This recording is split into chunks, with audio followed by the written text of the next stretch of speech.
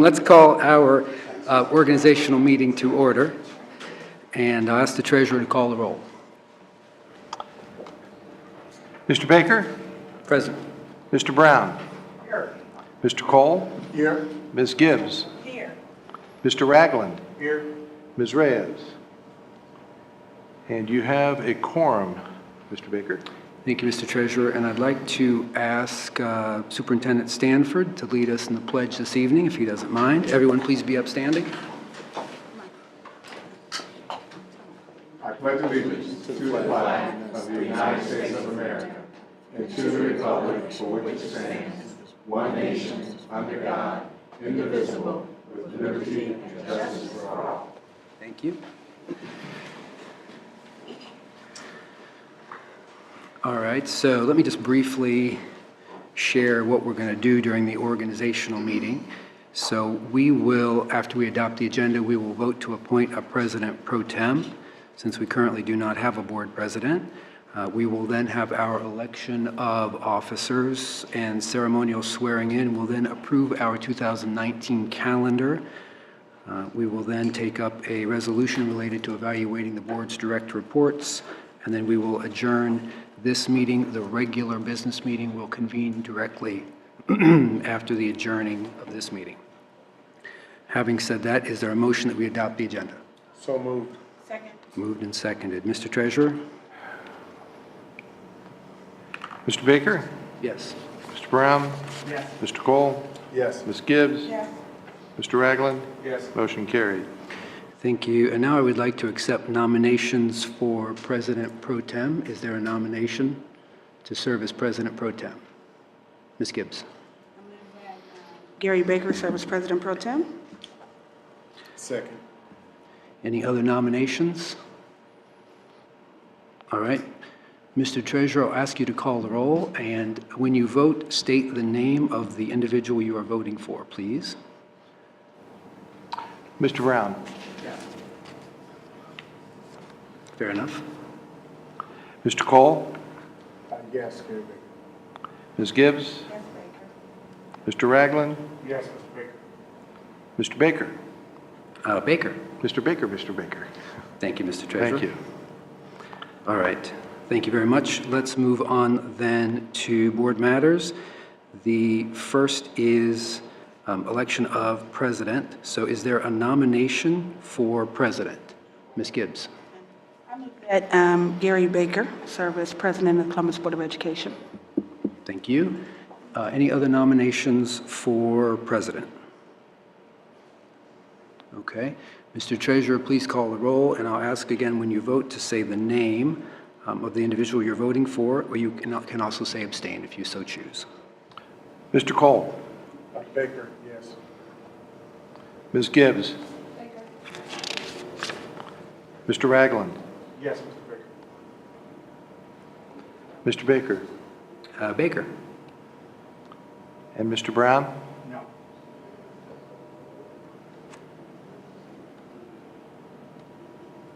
I'll record that as an abstain, if that is okay. It's not really a vote, this is a voice vote by name. We'll figure it out. Whatever, that's fine. Okay. In any case, it's 4 votes for Mr. Baker, and he is elected president of the board. Thank you very much. Let's now take up the vice president position. Is there a nomination for vice president? Mr. Ragland. Move that Mr. Michael Cole serve as Vice President of the Columbus City Schools Board of Education. Very good. And Mr. Cole, are you willing to serve? Yes, sir. Very good. Any other nominations for vice president this evening? Okay, Mr. Treasurer, would you call the roll? And again, I'll ask you when you vote to say a name of who you're voting for, or you may say abstain as well. Ms. Gibbs? Mr. Ragland? Yes. Mr. Baker? Cole. Mr. Brown? No, and recorded however you're required to record. Thank you. Mr. Cole? Yes, Cole. That's 4 votes for Mr. Cole, and he is elected vice president of the board. Thank you very much. Now, we will have swearings in for Mr. Cole and myself. And let's Mr. Treasurer, would you mind joining me at the podium? We'll do President first.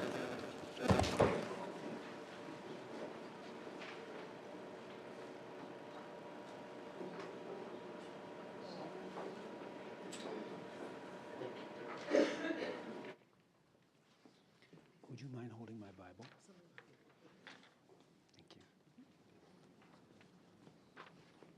Thank you. Okay.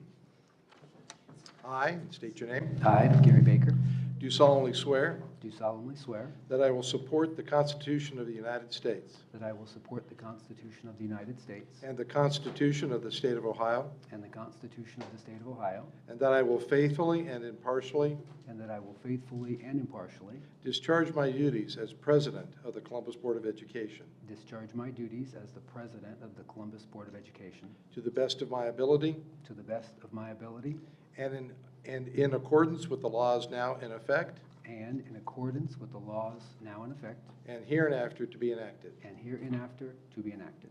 Congratulations. Thank you very much.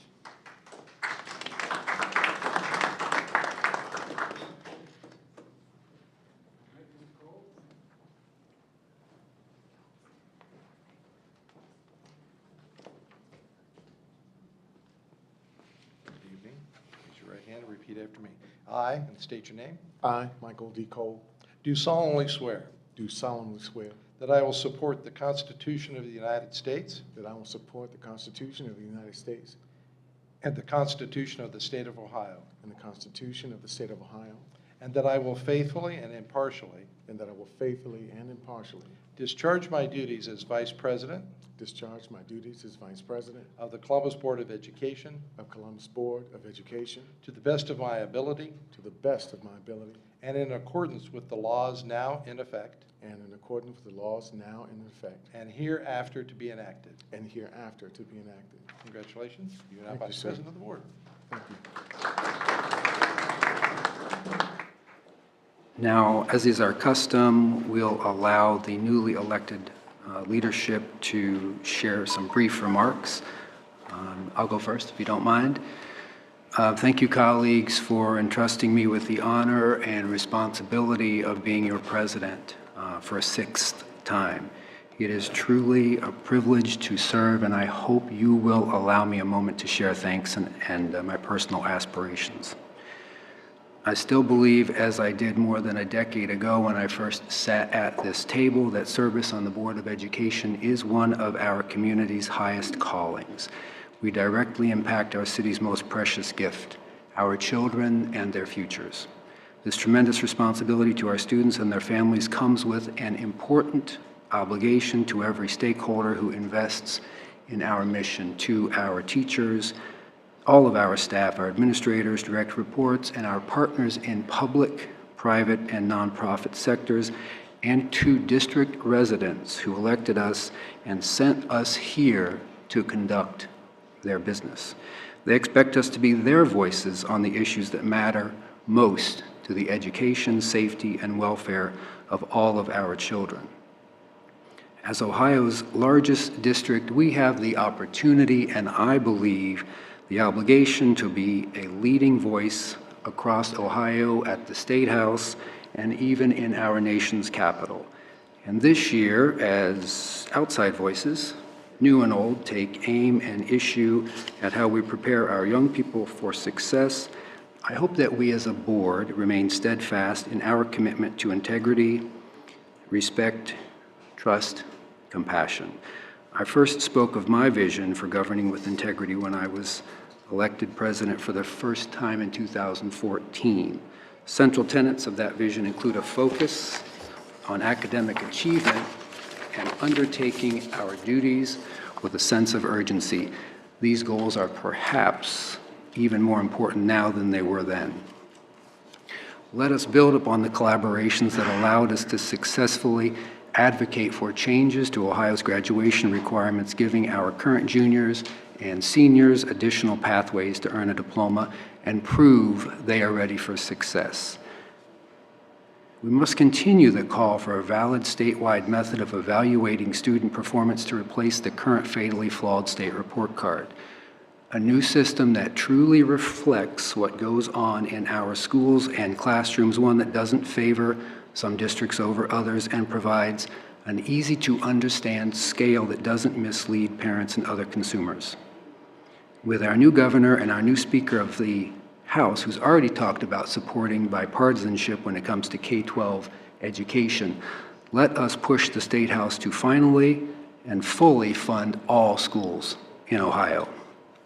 Don't forget that our state funding is being shortchanged by as much as $100 million each year because of arbitrary funding caps implemented by a General Assembly that fails to live up to its constitutional requirement to secure a thorough and efficient system of common schools throughout the state.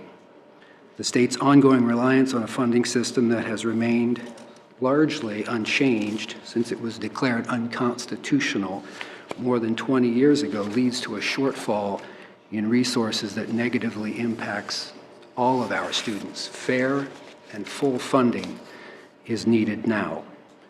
And finally, as a district joined by its stakeholders and community, as well as other districts and affiliated groups, we must be shoulder to shoulder in standing up to the very real threat by those at the State House who would rather see our schools run by a state-appointed manager with the authority to ignore our teachers, skilled staff, and the voices of our community. Every one of us, I believe, recognizes the sense of urgency in continuing to improve the academic outcomes of our students and removing the looming shadow of academic distress. I believe this should remain our focus. But this specter of potential state takeover should never have been created in the first place. We know the best decisions in a child's education are always made at the local level and by locally elected boards of education who truly are the voices of the community they serve. As I look ahead, I have great optimism for the work this board will accomplish, engaging the individual talents and expertise we each bring to the table, working together and in collaboration and mutual respect with all of our staff, including our new superintendent, to fulfill our mission that says each student is highly educated, prepared for leadership and service, and empowered for success as a citizen in a global community. Colleagues, let us start this new calendar year joined again in that mission and in our spirit of success. Thank you. Mr. Vice President, have you any comments you'd like to share? Yes, Mr. President, just very briefly. I first and foremost want to thank my colleagues for their support, their honesty, and their candor. I once read some time ago as a child that should one have the faith the size of a mustard seed that you could move mountains. I've had the opportunity to experience that in many ways, not only just in my personal life, but even working with you all in the last 5 years. We've done a considerable amount of work together. A lot of work that has involved finding new talent that will lead our district from March on. Finding new talent that will join us on this board to help us make the necessary endeavors to improve facilities in our schools, to ensure that academic achievement is not only first priority, but also something that happens for us incredibly in a way that sustains this district for the years to come and ensures success for our children. I didn't really prepare any thoughts or any speech. I just wanted to speak from my heart and say that I take this job incredibly seriously. Some of us who live in the community, who live outside the community, but consider themselves stakeholders to this organization and this august body of leaders, sometimes don't understand the will and way of this work and what leads and drives us in our decision-making.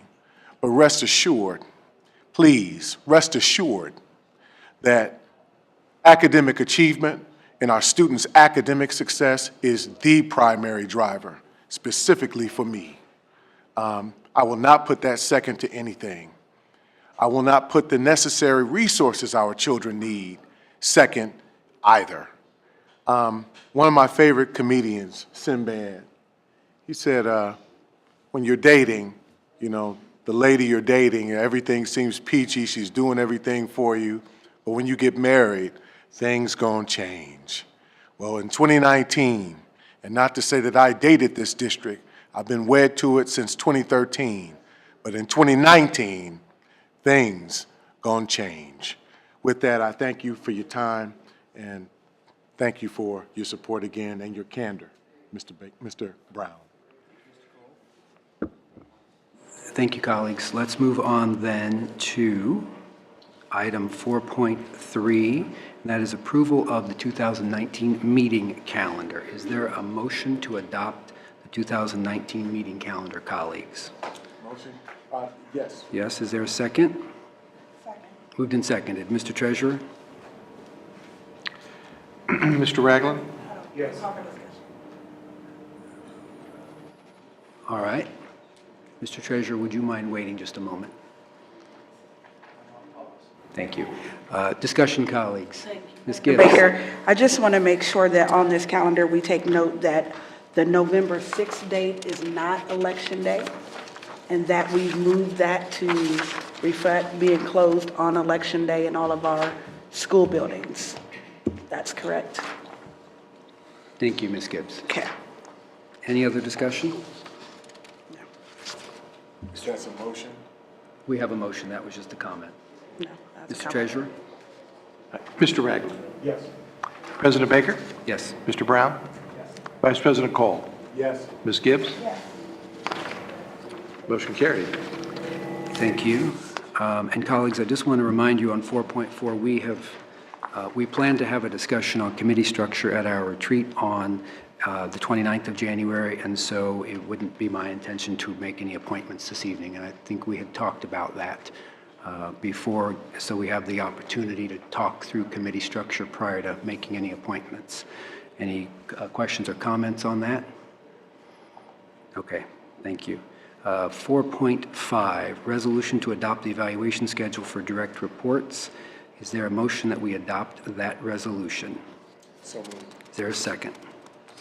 Moved and seconded. Discussion on the evaluation schedule, colleagues. Mr. Brown?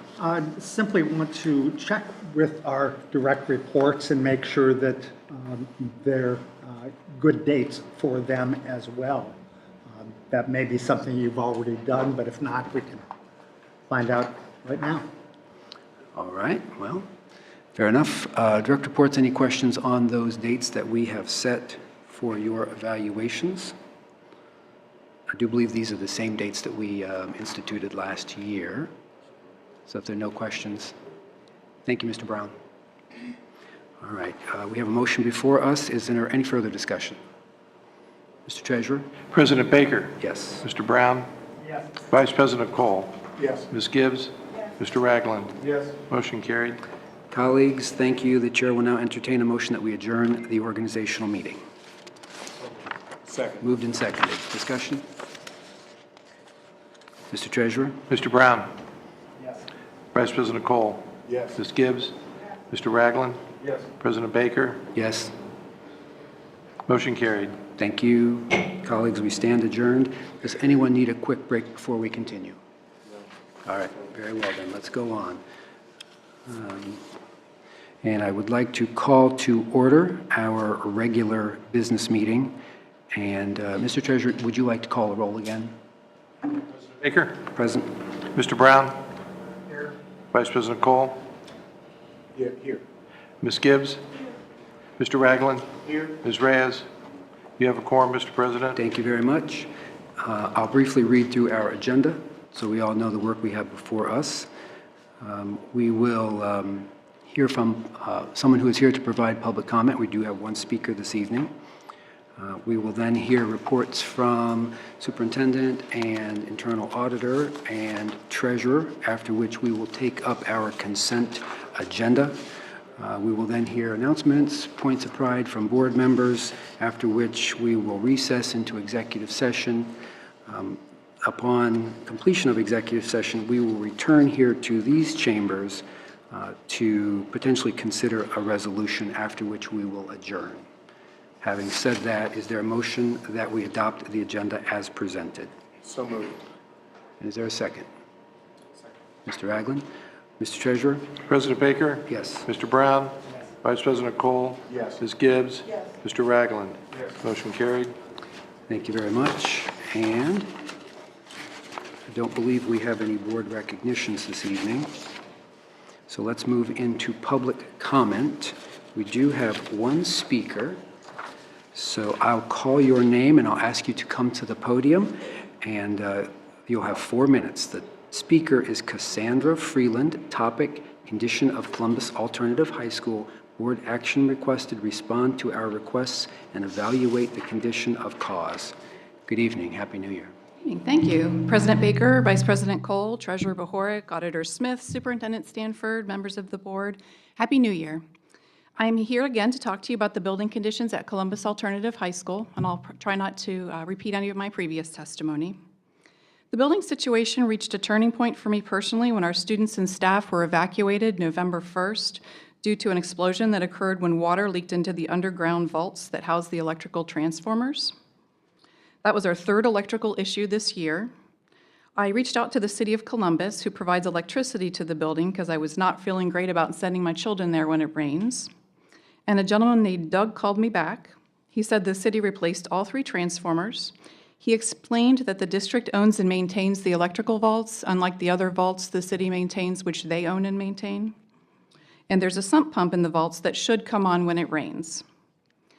The reason for the explosion and the evacuation is that the sump pump was not maintained and water got to a main power cable. He also offered that this was not the first time it's happened at Cause. The same thing happened 2 years ago, but it happened during the night.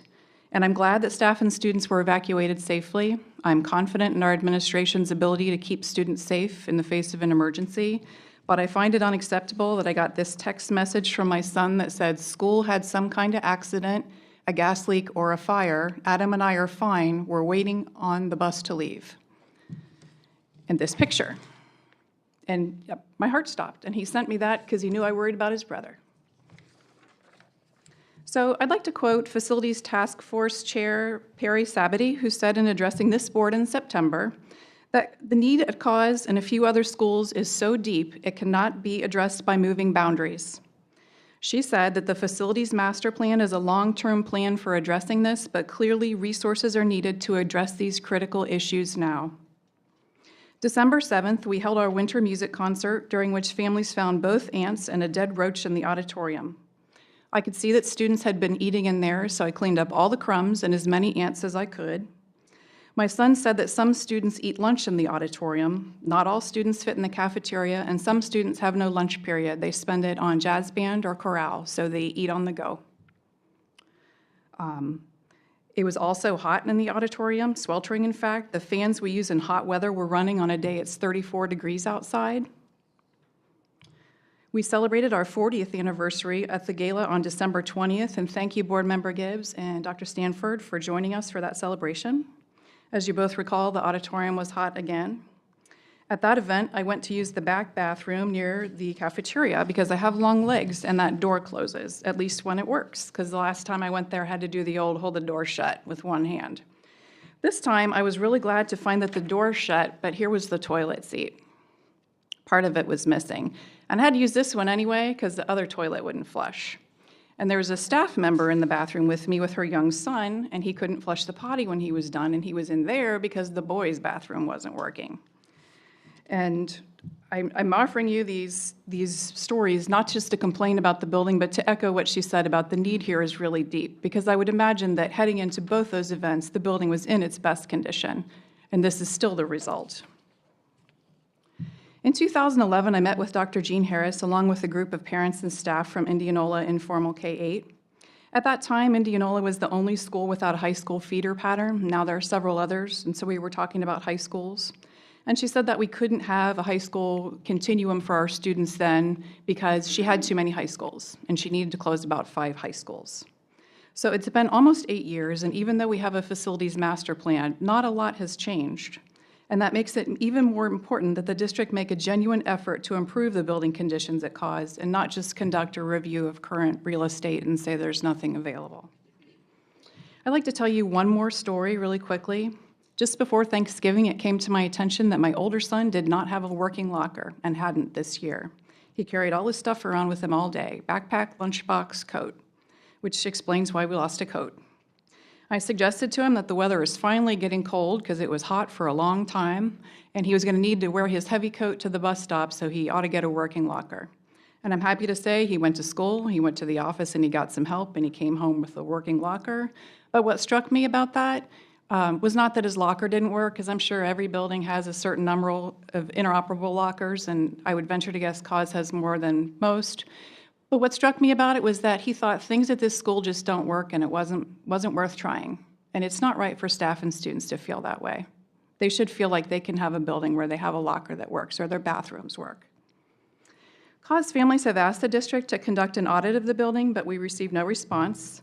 We formed a committee to advocate for better physical conditions. We're open to all options, and we have no interest in pitting one school community against another. So we would ask that you respond to our request.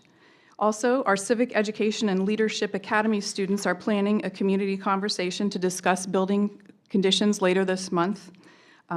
There hasn't been a date set for that yet, but we would ask that the district join our community conversation at that time. I'd be happy to take any questions. Colleagues, are there any clarifying questions for the speaker, Mr. Brown? Yes, Ms. Freeland, I appreciate your being here again. I share your concerns, and I mean, I agree, and I'm disappointed that the board has not acted thus far, but I will do what I can to see that we address the issues as early as possible. I'm not going to go through any particular issues. It's bigger than that. President Baker, Board Member Brown, thank you. Thank you. Just two things. One, can you share that photo with us again? Can I see that Yep. photo? Would you like to have it? Yes, please. Okay, I The can one email it with to you the, also. with the, I couldn't make it out if it was a truck or, Oh, this? yes, the one you Oh, that's the noted. school buses, and that is facing Weber Road. It's on McGuffey facing Weber. They're waiting to go home. Okay. I would- can either leave this or email it to you or both. That would be fine if you left it with us so Sure. that we can see that, and the one with the toilet, please.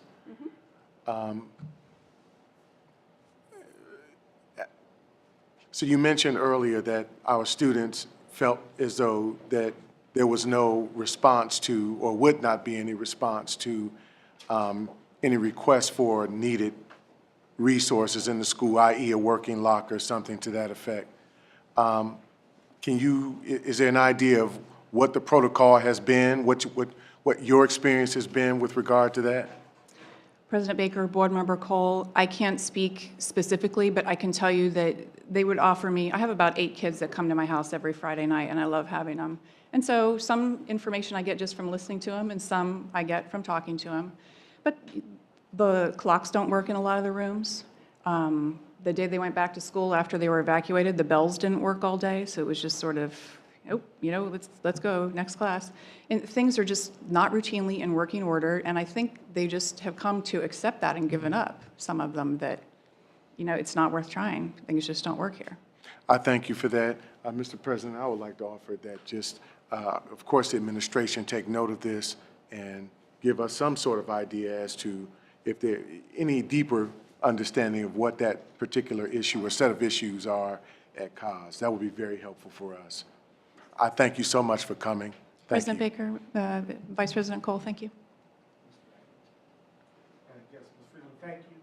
For joining us this evening, and thank you for giving us your testimony. Two things for me, if we could be made aware of the date of the community conversation and what the details are, I'd like for myself and all of my colleagues to at least know when you will be gathering to have this discussion. And secondly, based off what Board Member Cole has stated, I've also visited several schools in the district since I've been around here as a board member, and I've made a point to speak with some of our maintenance staff within our buildings. I would like to know general processes behind when requisitions are filled. You know, what happens if, say, a heating unit is making an excessive amount of noise to the point where a teacher cannot teach within a classroom, or a locker needs to be fixed and we need new equipment. What is the process like for our maintenance staff to make a requisition to get those types of things fixed if they cannot do them internally? What is the turnaround time? Please give me some examples of what those processes look like so that I can have an idea of when folks can be expecting for things to get fixed. I think Board Member Cole's question was more than appropriate, and I would like a holistic view of that process, if that is possible, Dr. Stanford. Thank you. Yes, thank you so much. And thank you, Ms. Freeland, for coming. One of my points of pride would have been the 40th anniversary, you'll hear about it, of COS and that amazing night of both current student and alumni performances who've been in COS for years past. And as you know, my entire family has attended. There's been a student in my family in COS one of every 4 decades. And one of the challenges, and I think also one of the accolades, is accolades to our facilities department, because they have done an incredible job of patchwork. It is an elementary school building that we keep adding patches and fixes and alterations to make it a high school. It was never built to be a high school. It was never built to hold high school students, and it was never built to hold so many high school students. So this is the largest student body COS has ever had. And when I went there, there were maybe 550 students, which is a lot different wear and tear on elementary toilets than 857 or so. So just the sheer number of increased population, the deterioration of the building, I know our staff have been looking at it. I know that you're going to bring us back a report, and in our work session, we're going to talk about it. It was 30 degrees. It was burning up in the auditorium. I mean, it was literally burning up. So I know that as we continue to explore, that we're going to look at how we make a fix, but we just need a new building. I mean, at the end of the day, they need a new building. It is extremely hot, and unlike other buildings that were built for that population, COS was never built for people over 4 feet high, right? It just wasn't. It wasn't built for today's children. It wasn't definitely ready for Similac. So we have to think about, and I know Mr. Odom and his team, they have been working on this since it's come to fruition, but we are well aware. I have a 2018 graduate, so well aware of bringing a coat and a fan and a tank top and boots all in one day, because you don't know what temperature it's going to be, and to look at how we look at the overall structure. But I feel very comfortable in saying we just need a new building. Like, we can't, to keep patching and to add another fix and another fix is like putting Play-Doh on sand, because eventually another part of the building is going to deteriorate. But we know we have a team working on it, and our work session is on the 23rd. So I'm sure the COS community, as well as other communities, will be there to look at what we're going to do about that. And our other challenges we have across the district with overcrowding and modules and our continual piece. But I thank you for your continued advocacy for the COS students and for any students. And we're in there firsthand, and you would think it would be, you think it would be cooler, but it really isn't. But just know that while the report isn't ready, it's because the study is still being done, and you know, through the break. And I'm sure our staff isn't just like, oh, we're not going to pay attention to this. Everyone is actively looking at options, but ultimately a new building just has to be in the plan.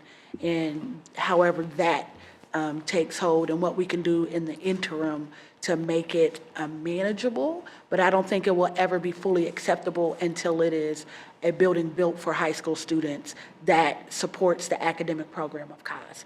And that's theater, that's music, that's dance, that's a courtyard, and all the things that are very unique to that building, in the same way that we have built other high schools specifically for their program. So thank you very much, and we're all looking forward to getting that report and getting information about our options in the short term, and understanding how soon we can get to that long-term solution of a new building. President Baker, Board Member Gibbs, thank you. And President Baker, Board Member Ragland, we will certainly let you know when that community conversation is happening. Dr. Tina Pierce is arranging it, and once I hear from her, I can follow up for you. And nothing I said was intended to be a criticism of the maintenance staff. it was really aimed at the things you outlined, Board Member Gibbs, about the condition of the building and its unsuitability for adult-sized bodies. Thank you. Thank you, Ms. Freeland. All right, that is our only speaker for this evening. So let's move on then to reports from our direct reports. So first, I'll call on our Superintendent, Dr. Stanford. The floor is yours. Thank you, President Baker, and members of the Board of Education. In most settings, I would begin with a greeting of Happy New Year. But in our profession, saying Happy New Year in January is a bit of a misnomer. In fact, we are more than halfway through this school year, the 2018-19 school year, with less than 100 academic days left for our students. And though we've accomplished much in these past 4.5 months to get our young people ready for success, it is now time to help our students turn that preparation into action. Tonight, I'd like to provide an update to the board on 3 very important initiatives that my team and I have been hoping every employee, stakeholder, and partner in our district will support and share. These are 3 initiatives tied directly to our strategic plan and rooted in our efforts to provide every one of more than 51,000 students across our district with the opportunity for a high-quality education. This first update is on our Academic Surge initiative and the upcoming Saturday Super Reader Academy. In our elementary reading surge, more than 350 teachers across our district have completed intense professional development aimed at giving them the practical classroom strategies for helping more of our youngest readers who struggle to meet and exceed the requirements of the 3rd grade reading guarantee.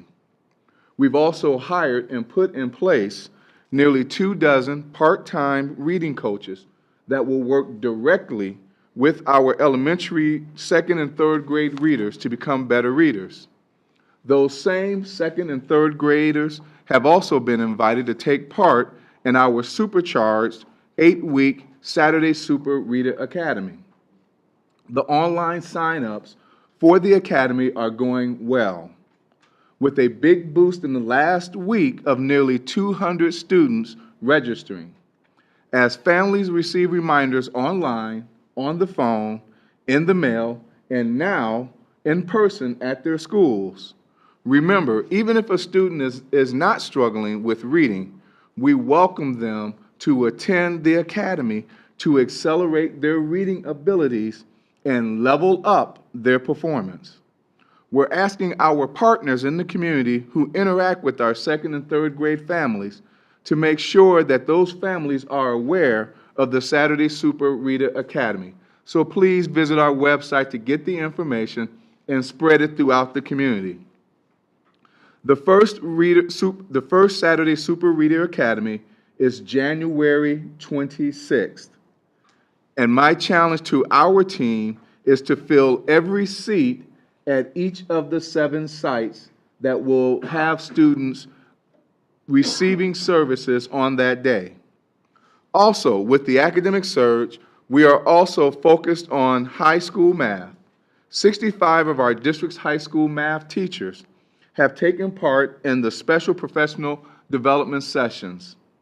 In the coming month, we plan to offer some additional professional development opportunities at our high schools for our math teachers so we can equip as many of our math teachers as possible with the same useful, practical classroom strategies and tools to help those students who are struggling with geometry in our high schools. My second update this evening asks the question, what is your path? After a successful advocacy effort by this Board of Education, our administrative team, the Columbus Education Association, and other educators across Central Ohio and throughout the state, the General Assembly and Governor Kasich changed Ohio's graduation requirements late last month. As a result, our current juniors and seniors now have more options to earn a high school diploma and prove that they are ready to start a successful and productive life in college, at a job, in the military, or as an entrepreneur. As you recall, those recent changes in state law provide 5 different graduation options for our students. We are working to make sure our students in the class of 2019 and the class of 2020 and their families know about these important changes to the graduation requirements. It is now up to our students, working with our school teams and their parents, to now take ownership of these changes, to take ownership of their future, and to take ownership of identifying the pathway that they will take to graduation. The pathway that is best suited to meet their needs. The Board of Education, this administration, and others across the state have done their job. They have changed with the General Assembly and the governor the graduation requirements. Now it's up to our students, and with the support of us and their families and community members, they will find their path. Signs like this one and flyers have been sent to all of our high schools. You will see similar messages online and in the classrooms to send a clear message to all of our high school students to answer the question, what is your path to success? I would encourage our entire community to join us in asking our high school students at the grocery store, in our houses of worship, at work, and at home, what is your path to success? If they can't answer, then I'm asking you to do me a favor and please let their principal know that they don't have an answer for that question, so that we can help them answer that question. Our collective goal is that by February, every junior and senior in our district will be able to answer that question no matter who asked them and where they're being asked. Our high school principals will be meeting later this week to update their strategies for getting this important message to all of our juniors and seniors, but they're going to need our help as well. My third update is really to preview our second annual Relationship Week that's set to run February 4th through February 8th. Each day is dedicated to a theme that promotes and affirms our compassion, respect, trust, and care for one another. I will be sharing more about this week with you about each of the days as we get closer to February. But specifically on Tuesday, February the 5th, we are hoping to do something very special. On that day, I will ask that every student and staff member in our district commit to performing at least one, just one, random act of kindness. It could be anything from a small compliment given to a stranger or an inspiring gesture that could be life-changing to that individual. Just imagine, if we all took part across this district, that would generate more than 60,000 total acts of kindness in one day. I, for one, think that that would be very impressive. But more importantly, it would demonstrate the power of promoting culture and climate in all of our schools and offices across the district. It would clearly send a message of how powerful one random act of kindness can be in changing our lives. So I encourage you all to plan now for Relationship Week, February 4th through February 8th. So, to say Happy New Year may not be quite accurate in our profession, but I can tell you that the teachers, staff, and administrators are resolved to put all of our energies into our students who have less than 100 days this academic year to make 2019 the best year ever in Columbus City Schools, and to make the spirit of success live again one more year. With that, President Baker, I conclude my report this evening. Thank you, Mr. Superintendent. Are there questions? I do believe Ms. Gibbs was first with her question. Thank you so much. Thank you for that. It sounds like we have some very exciting things coming up. I love your graphics, and I love the idea about making sure everyone knows the pathways. Can you share with us what are the 5 pathways to graduate? And just for our viewing and listening audience, so we can understand what those 5 are. And I would offer that some of these graphics should have the 5 pathways on them. Mr. President, to Ms. Gibbs, first I would say thank you very much for acknowledging the graphics. But I will say that thanks on behalf of Mr. Scott Varner and our communications team. They have been working very hard on getting this message out, not only about the graduation requirements, but also about the academic surge and our efforts. And so they've done a fabulous job of doing that. And so I would give him the kudos, or at least accept the kudos on his behalf.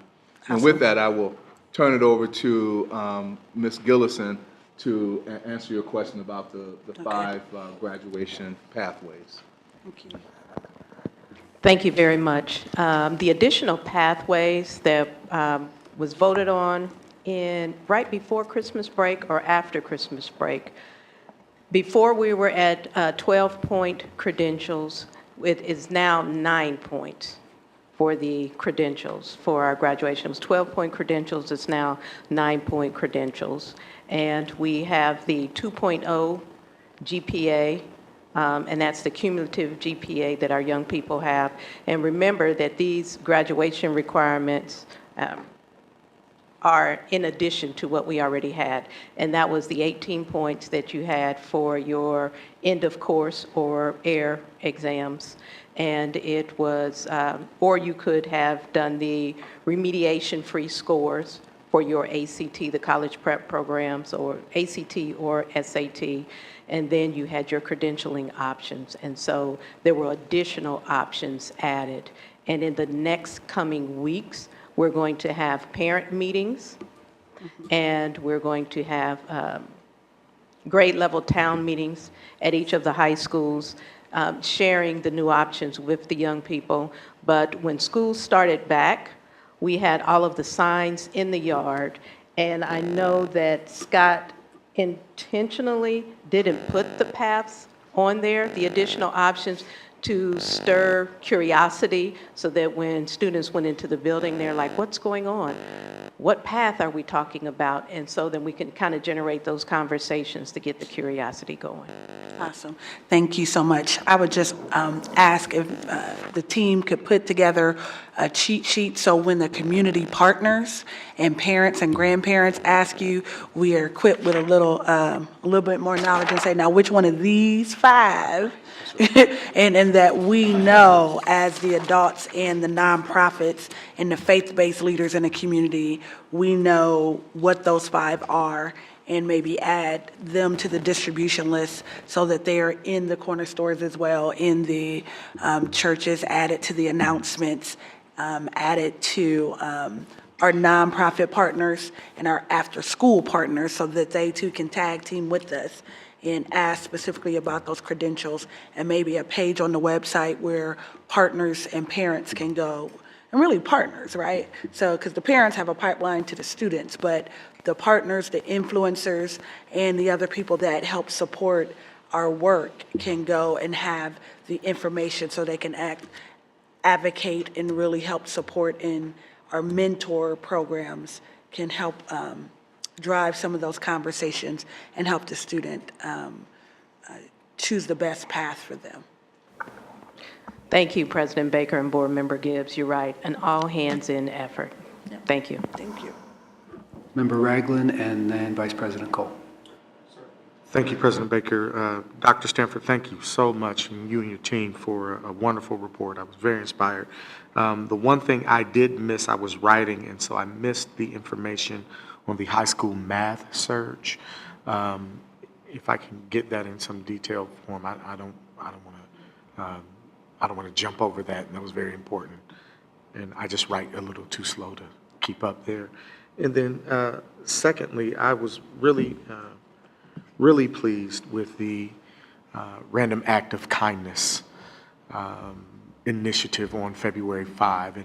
At this point, I'd like to issue a challenge to Director Johnson and our friends at the City of Columbus to join us in our Random Act of Kindness initiative, because I just think the easier that we can spread that message of positivity throughout the city, the more partners we can gain through those types of initiatives, the better off we will all be as citizens here in Columbus. And so thank you so much for whoever thought of that, and please make it easy for us to spread the word about it. I think that that's a very important initiative. I think the students and the staff will be excited about it, but I want the entire city to know that this is going on, and this is something that is being driven by Columbus City Schools and our students and our families. And so kudos to you for coming up with that idea. Kudos to the team for coming up with it, and let's really, really execute on that. Thank you, President Baker. Mr. Ragland, Mr. Vice President? Well, my two colleagues really squared it up. I just, if I can though, we have 2-point GPA graduation rate, right? We have 18 points for EOCs. End of course. And we have remediation opportunities. And y'all have to forgive me. I got some dental work today, and my mouth is like,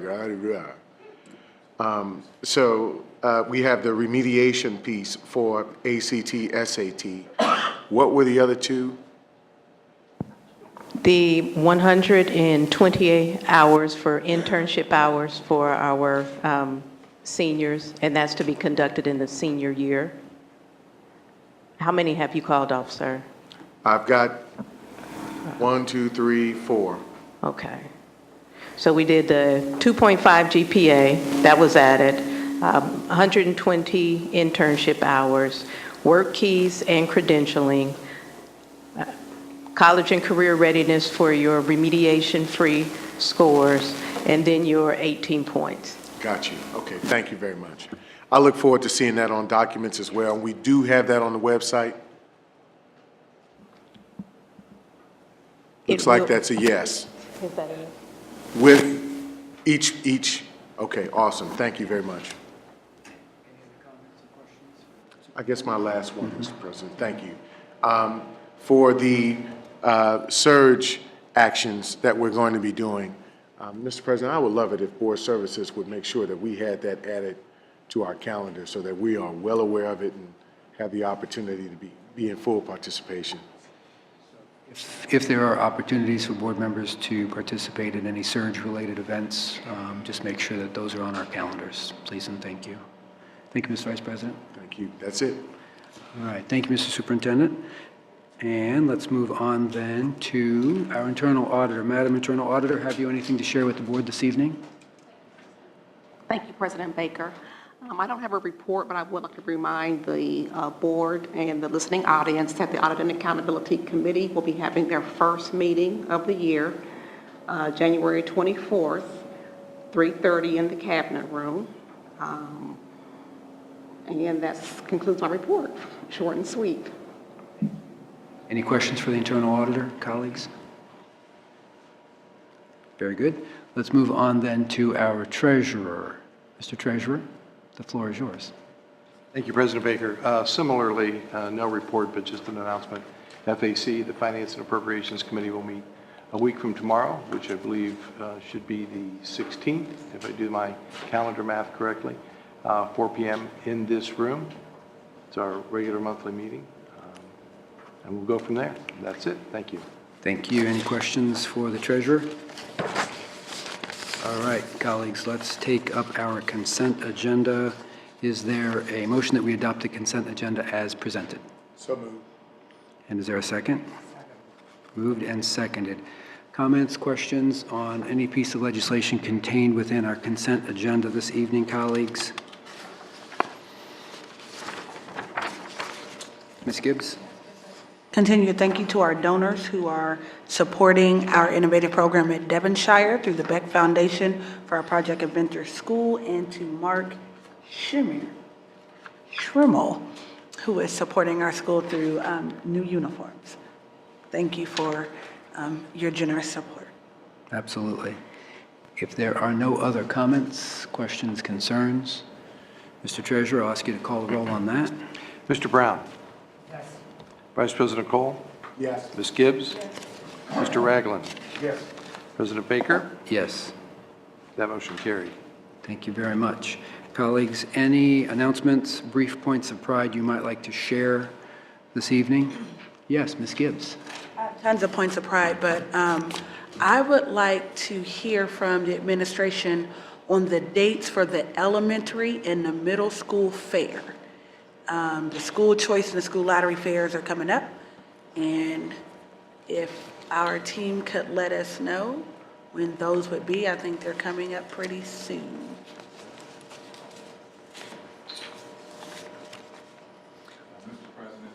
Yes. Come up and address that, but the fairs this year are in February. And so I'll give Mr. Varner a little bit of time to find the exact dates. They're a little bit later than we normally would have. The first one would typically be in January. It would be in January. Yeah, but both this year, I believe, are in February. Is it in January? Okay. President Baker, to Ms. Gibbs, my apologies as I was quickly going through the Columbus City Schools mobile app on the calendar to find those dates to make sure. And yes, as Ms. Gillison shared, the middle and high school choice fair is on the 17th, and that will be January 17th, and that will be at Afrocentric in the Fieldhouse. And as I move to February, I see that it is February 7th is the elementary school choice fair, again at the Afrocentric Fieldhouse, and we put all of that information on our website, and we'll have additional information on the app. And what time? 6 to 7:30. Is it possible to get an additional half hour for parents? Especially in the elementary school fair, we have a lot of elementary schools, and it takes a while to get around to all of our booths. I want to give a big kudos to all of our schools that exhibit at the fair, but as a parent who's had to do it numerous times, an hour and a half is sometimes not enough. And so I would offer for us again to look at either a half hour earlier or add a half hour and go till 8 so that parents will have ample time. 90 minutes is really, really tough to talk to 2 or 3 different schools, and there's lines for some. I just want to offer that date and time, and for us to give parents more time to be able to get around the fairs, especially elementary schools. And our staff does an amazing job. They have a lot of information on the tables about programs, but this is one of the most important choices you're going to make. And 90 minutes it's never sufficient. I just wanted to respond to that last piece. I know that our administrators and building administrators can determine, whether it's enough time or not and talk to our parents, and they're on the scene. But I don't want to automatically, I think we need to also consider the additional time it's asking for a whole lot, from a whole lot of staff. And, it's, when we look district-wide, it's a lot. So I think we just need to take that into account as well and let our administrative staff make the call. That's what we're asking to do, but as a parent, it's like going to a job fair and the employers are not there long enough for you to see them. And so our number one customer are our students and our parents, and as always, our superintendent will take that information back and they'll make the best decision possible, but they need to hear the feedback that we've heard for years and they'll make the best decision. But as a parent and someone who's been to this fair numerous years, I just know, even hearing them from last year, it is a lot to get through. And they do an amazing job, and you really want to be able to get from one side of the field house to the other. The field house is huge, and it's wall to wall with our partners and with our schools. Thank you, Board Members Gibbs and Brown. And so, administration, please accept that feedback as you do your planning. Thank you. Those are great events. I'll look forward to attending. Any other announcements or points of pride? All right, seeing none, I'll ask Vice President Cole to offer a motion. Mr. President, thank you. It is recommended that the board recess into executive session per section 121.22G1 for the purpose of, thank you. Ohio Revised Code to consider the appointment, employment, or compensation of a public employee or official. Second? Second. Moved and seconded. Any discussion on the motion? Seeing none, Mr. Treasurer? Vice President Cole? Yes. Ms. Gibbs? Yes. Mr. Ragland? Yes. President Baker? Yes. Mr. Brown? Yes. That motion carried. The board will now recess into executive session.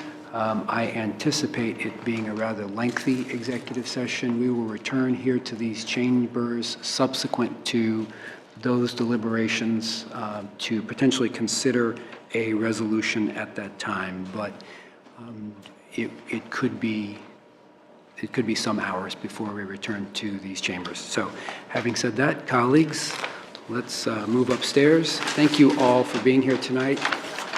Patience. I am prepared, as we come back from executive session, to offer a motion. Whereas there is a vacancy on the Columbus City Schools Board of Education, and whereas Section 3313.11 of the Ohio Revised Code and Board Bylaw 0145 give the board the authority to appoint an individual to fill an expired term, and whereas the board has received notices of interest from individuals interested in serving the unexpired term, and whereas Board Bylaw 0145 states that the board may interview candidates to ascertain their qualifications. Now, therefore, be it resolved that the Columbus City Schools Board of Education hereby states that it will interview the following candidates: Jennifer Adair, Philip Callaway, Jabril Mohammed, Dr. Tina Pierce, Brandy Slaughter, Emily White. That is the motion. Is there a second? Second. Moved and seconded. Discussion, colleagues? Hearing none, Mr. Treasurer, would you call the roll, please? Ms. Gibbs? Yes. Mr. Ragland? Yes. President Baker? Yes. Mr. Brown? Yes. Vice President Cole? Yes. That motion carried. Thank you, Mr. Treasurer. And there's a motion to adjourn. There is a second. I don't think there's any discussion. Mr. Treasurer, would you mind calling the roll again? Mr. Ragland? Yes. President Baker? Yes. Mr. Brown? Yes. Vice President Cole? Yes. Ms. Gibbs? Yes. Motion carried. Thank you. Colleagues, we stand adjourned. I thank you for your service. I will see you soon.